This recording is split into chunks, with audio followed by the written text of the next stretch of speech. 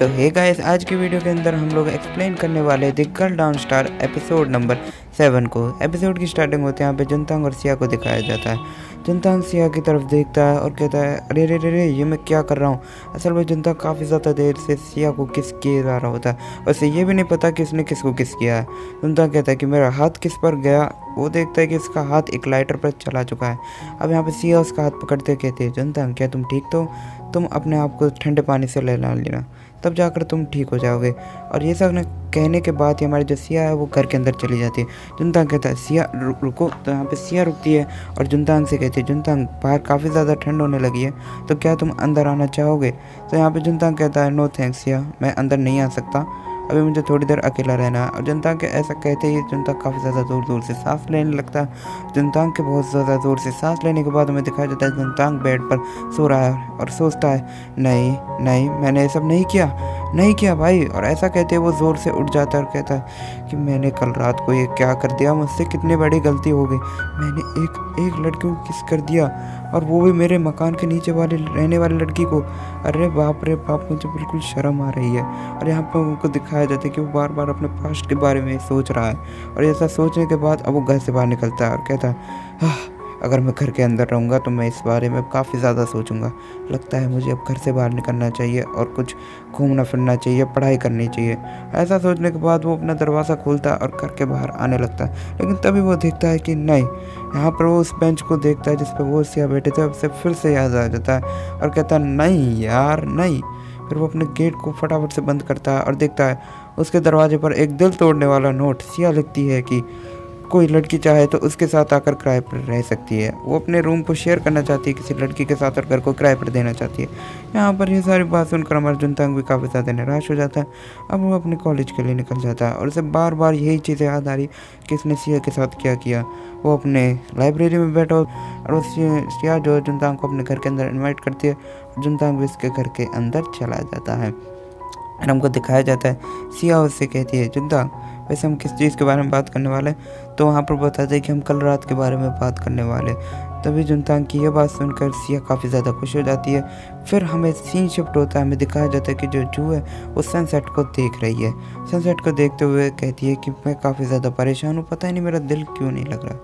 यहाँ पर हमारा जो जुनतांग है वो उसके घर के अंदर आ जाता है और सिया कहती है हम कल रात की हुई किसके बारे में बात करने वाले हैं ना जुनतांग, क्या तुम बहुत ज़्यादा एक्साइटेड हो। जुनतांग ये सारी बातें सोचकर ज़मीन पर गिर जाता है और कहता है ये लड़की है भाई, क्या है मतलब। यहाँ पे सिया कहती है माफ़ करना, क्या कि तुमने अपनी पहले किस एक लड़की के साथ की जो तुम्हारे नीचे वाले बंगले के अंदर रहती है और काफ़ी ज़्यादा स्वीट और सुंदर है।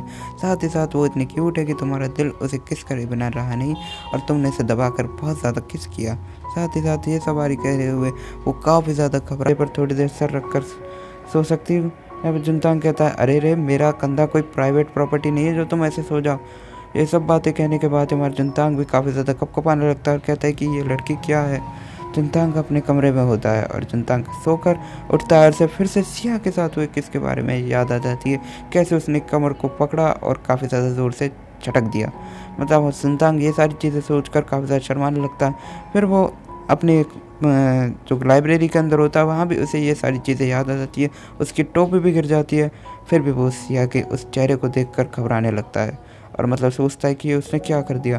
फिर वो अपने कॉलेज के बाहर आकर फ़ोन चलाने लगता है और फ़ोन चलाते हुए उसे याद आता है कि ये मैं क्या कर रहा हूँ, मुझे तो घर जाना चाहिए। लेकिन पीछे से तभी जो आती है और कहती है जुनतांग तुम कैसे हो, क्या हम कहीं घूमने के लिए चल सकते हैं। यहाँ पे ऐसी बात करने के बाद वो दोनों घूमने के लिए चले जाते हैं।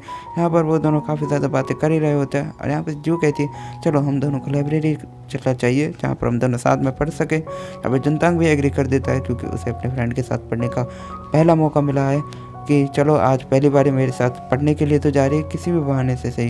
यहाँ पे जुनतांग सोचता है कि उसे सिया के पास वाली सीट मिली होगी, बट ऐसा नहीं होता। जुनतांग कहता अरे बाप रे, चलो कोई बात नहीं, चाय पीने के लिए तो हम दोनों वेटिंग रूम में आ ही सकते हैं ना। और उसे याद आता है कि जू और जुनतांग पहली बार वेटिंग रूम के अंदर ही मिले थे। तो यहाँ पर जुनतांग और जू की बातें चल रही होती है।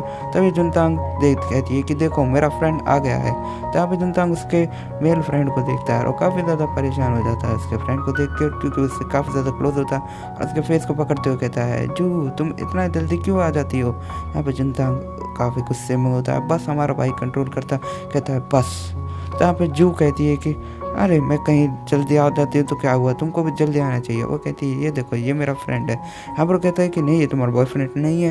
वो कहती है नहीं नहीं ये मेरा कोई बॉयफ्रेंड नहीं है, ये मेरा ओनली फ्रेंड है जिसका नाम जुनतांग है। जुनतांग थोड़ा गुस्से में आता है और कहता है कि तुम्हें क्या प्रॉब्लम है, क्या तुम कभी मेरे साथ सेफ फील नहीं करती हो, या फिर तुम मुझे हमेशा मेरे साथ हेजिटेट क्यों होती हो। ये सब बातें कहते हुए जुनतांग काफ़ी गुस्से में वहाँ से चला जाता है और जाकर एक कोने के अंदर बैठ जाता है जहाँ पर वेंडिंग मशीन रखी होती है। यहाँ पर आने के बाद वो हमारे जू के साथ जो उसका मेल फ्रेंड था उसकी क्लोजनेस को देखकर जेलस फील करने लगता है और वो कहता है कि नहीं मेरा कोई हक नहीं बनता कि मैं उसके बारे में जेलस फील करूं, क्योंकि मैंने भी तो ऐसा काम किया है और मेरे साथ में रहने वाली लड़की के साथ ही मैंने किस कर दिया।